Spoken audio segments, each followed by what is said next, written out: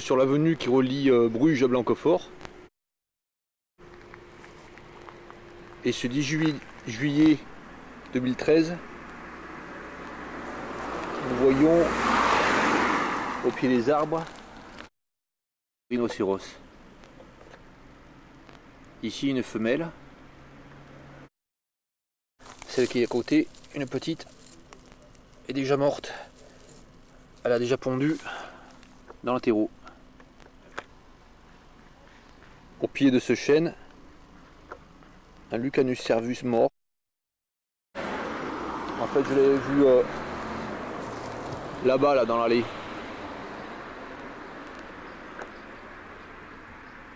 À peine 80 mètres. Hein. Donc c'est probablement celui que j'ai vu l'autre jour. D'ailleurs, vu sa taille, ça a l'air d'être le même. Hein. Je pense qu'il s'est reproduit. On trouve après la saison des Lucanidés, on les trouve morts au pied des chênes.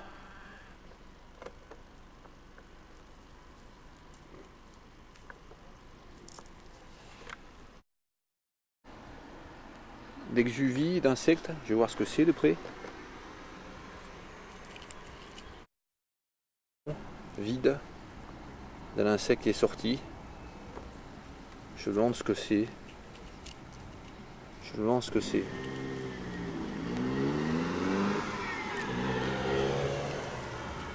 Est-ce que c'est un endroit où il y avait des cornes, des pinces dedans là, je sais pas. En tout cas, une jolie exuvie d'un insecte.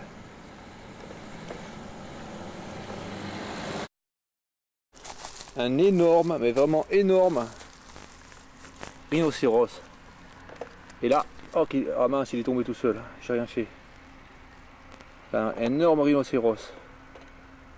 Mais énorme. Mâle. Il est vraiment très grand. Et à côté, ah mince, je ne le vois plus. C'est un accouplement d'Orcus parapipedus. C'est assez rare. Le rhinocéros il remonte là. Ah voilà, l'accouplement d'Orcus parapipedus il a là. Enfin, il cherche à s'accoupler finalement.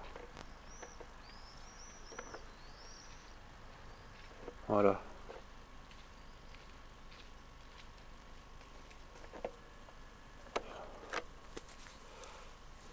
Ils vont réussir à se coupler.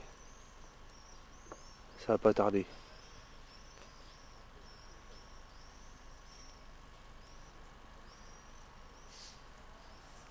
Et là, le rhinocéros, il grimpe. Il est vraiment d'une grandeur extrême. Bon, je donne mon doigt à côté pour montrer. Hein. On voit bien sa grande corne. Aïe aïe aïe, les moustiques. Bon là il va rentrer dans le trou. Hein. Peut-être.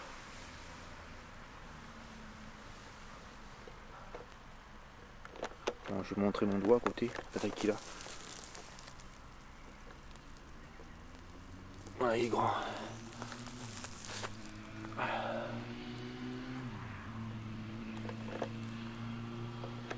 Bon, toujours la tentative d'accouplement. Alors ça c'est le mâle, avec la mandibule écartée. Et en haut c'est la femelle avec les mandibules. Les tondeuses passent et abîment les racines. Et ça c'est une conséquence grave pour l'arbre. Ils ont coulé les insectes. Donc là, on va compter combien il y en a. Voilà, on peut compter là. 1, 2, 3, 4, 5, 6, 7, 8, 9, 10, 11, 12, 13, 14, 15, 16. 16 rhinocéros. Il y a aussi un petit insecte différent. Deux anatons de la Saint-Jean. Un là, un là. Un anaton un peu plus gros là au milieu là. Je sais pas ce que c'est comme anaton, faut que je vois plus tard. Et ensuite, là ici, qui ressemble à un rhinocéros, mais qui n'est pas un rhinocéros. C'est une espèce de petit bousier avec une corne. qui ne doit pas être fréquent. C'est beau comme insecte. Ouais, c'est joli le lucane, ouais. Ouais. Vous avez chez vous quoi? Ouais. Faut pas les tuer, hein? Ah non, moi je les tue pas. C'est protégé. Ah bah, peu importe. Moi, Ouais. Je fais le journal, moi. Ouais. Un oiseau ou un escargot, je l'évite. Hein. Ah ouais, mais c'est bien, ouais. Bah, il y en a de moins en moins, finalement. Ouais, bah, c'est la merde qui mettent. Hein. Non, c'est pas la merde. Quelle merde qu'ils mettent? La merde pour les pesticides. Bah non, c'est pas les pesticides. Ah. Bah c'est quand même évident que c'est pas les pesticides. Le lucane, il vit dans le chêne. Ouais. Est-ce qu'il y a des pesticides dans le chêne? Non, mais les pesticides, vous avez de la vigne. Non. Ouais. Vous avez de la vigne. Ouais. Les machines à tout va, la vigne. Si vous avez des arbres à côté, ben, avec le vent, ça va dans les arbres. C'est pas ça qui va décimer une population. Ouais, non, mais les abeilles, il y a un gros problème. Ouais, mais les abeilles, c'est pas pareil, les abeilles, parce que les abeilles, ils vont sur les fleurs. Ouais. Et quand on traite, le traitement, il va sur les fleurs. Ah ouais. Alors après, les abeilles, ils vont sur les fleurs qui ont été traitées. C'est ça le problème. Ils vont pas pouvoir prendre parce que ça merde. Là, je vous enregistre, ça vous a fait bien. Ça vous fait rien? Non, non. En fait, j'entends toujours la même chose, que bon, les insecticides, ça tue les insectes. Ok, d'accord. Ouais, bah ouais. Mais le problème, c'est que ça, c'est un insecte qui vit dans le bois. Indirectement. Non. Là, ça tue absolument rien. Là. Ah ouais. Parce qu'il vit dans le bois. Ouais. Et si elle vient à côté, moi, il y en a un que je voudrais bien trouver. Ça se croise pas. Ouais. Ça, il va aller sur le bois seulement. Ouais. Et au cœur du bois pourri. Ouais. Donc il n'y a aucun risque que ce soit. Moi, ce que je voudrais bien connaître, il y a une sorte, ça ressemble à une abeille. Ouais. C'est beau comme ça. Mais au lieu d'être, c'est bleu, c'est noir. Alors ça s'appelle le xylocope doré. Non, le xylocope violet. Ah ouais? Xylocope. Comme une abeille, comme ça, et noir. Le xylocope. Ouais. Puis il y en a un autre aussi qui est même plus gros. Ouais. Qui est comme ça, qui vole comme qui bat des ailes vachement vite. Ouais. Et puis qui a une trompe. Alors ça, c'est le mourosphinx. Ah. Le mourosphinx. Ouais. En fait, ça fait comme un oiseau-bouche. Ouais.